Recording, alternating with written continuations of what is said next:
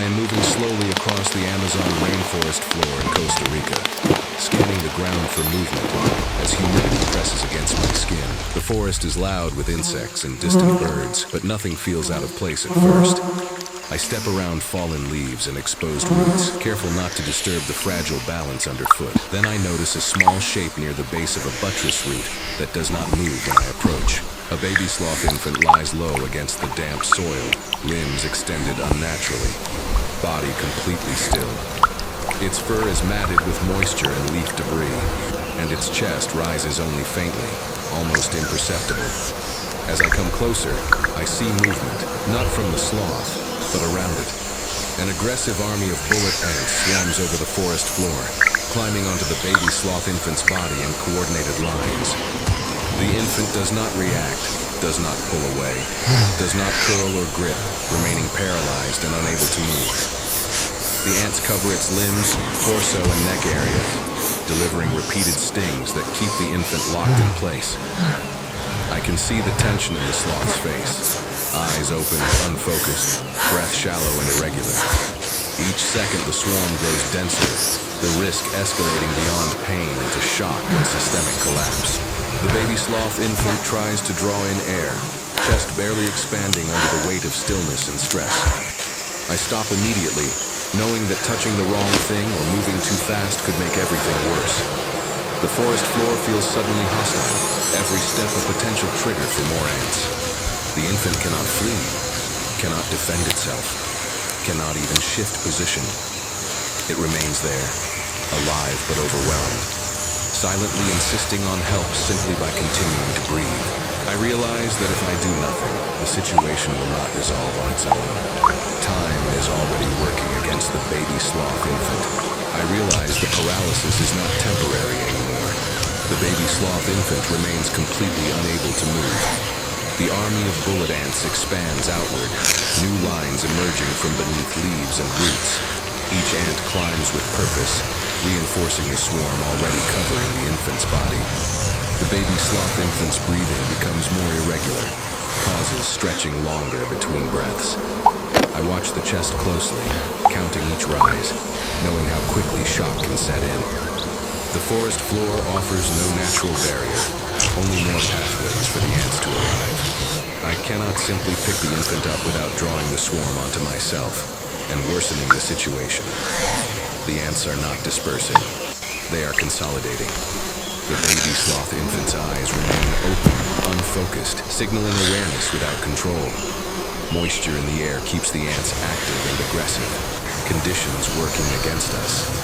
I feel the time pressure increase as the infant's breathing slows again. Every second the swarm maintains contact increases the risk of systemic failure. I scan the immediate area for anything that can interrupt the ants without causing panic. There is no margin for trial and error on the rainforest floor. If I hesitate too long, the infant's body will not be able to recover. I understand now that this rescue will require precise timing and controlled exposure. The danger is no longer just pain, it is collapse. I prepare to intervene, knowing the next move must be exact. I decide the infant cannot remain on the ground another minute without risking collapse. I adjust my breathing and lower myself closer, choosing a path that avoids the densest antlions. The baby sloth infant remains paralyzed, chest still moving, but weak and inconsistent. I prepare a flat, rigid barrier from my pack, wide enough to separate the infant from the soil.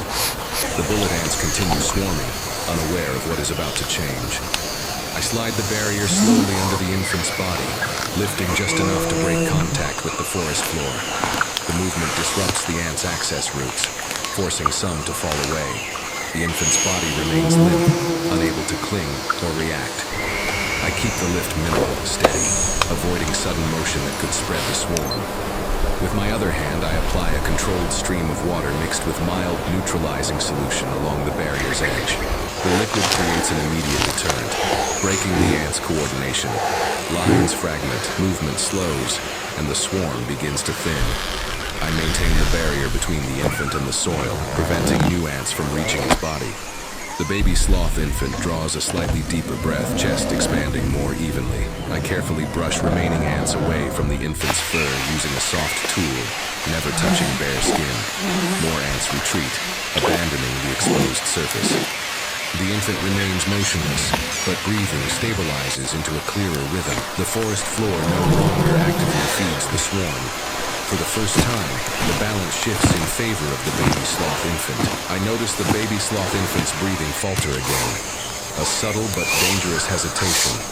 The paralysis is not fully released, and the infant still cannot grip or adjust its body. I feel the urgency spike as the risk shifts from external attack to internal collapse. I reposition my hands, stabilizing the barrier so it cannot tilt or slip. The infant's chest rises, then pauses too long before the next breath. I know this is the critical window where the body either recovers or shuts down. I gently elevate the infant's upper body by a few degrees, aligning the airway more effectively. The movement is minimal, calculated, and slow. The baby sloth infant responds with a deeper intake of air, followed by a longer exhale. I hold that position, resisting the urge to do more. The rainforest around us remains still, as if waiting. Another breath comes, stronger than the last. The infant's heart rate steadies, visible through the subtle rhythm of its chest. I maintain warmth and stability, shielding the infant from direct contact with the cold, wet ground. Seconds stretch, then pass. The breathing no longer stutters. The danger shifts again, this time away from the edge. I realize the infant has crossed the most fragile point. The crisis breaks quietly but completely. I wait without moving, giving the baby sloth infant time its body needs to recover. The paralysis begins to ease slowly, not with sudden motion, but with subtle changes. The infant's fingers curl slightly for the first time, a small but decisive sign. Its breathing remains calm and regular, no longer strained or hesitant. I lower the barrier gradually onto a dry, ant-free surface I prepared nearby. The baby sloth infant stays supported, body no longer in danger of shock or collapse. Its eyes focus more clearly now, awareness returning without panic. The forest floor around us remains quiet, the swarm fully dispersed. I adjust the infant's position gently, ensuring warmth and stability. The baby sloth infant responds by gripping the surface weakly, instinct returning. That grip strengthens over several breaths. I remain still, allowing the infant to regain control at its own pace. After a moment, the infant pulls its limbs inward, posture no longer rigid. Its chest rises and falls in a calm, healthy rhythm. I know then that the danger has passed. I step back slowly, reducing my presence to avoid stress. The baby sloth infant remains safe, alive, and recovering on the rainforest floor. The forest resumes its normal sounds as if sealing the moment. I leave knowing the infant now has the strength to continue.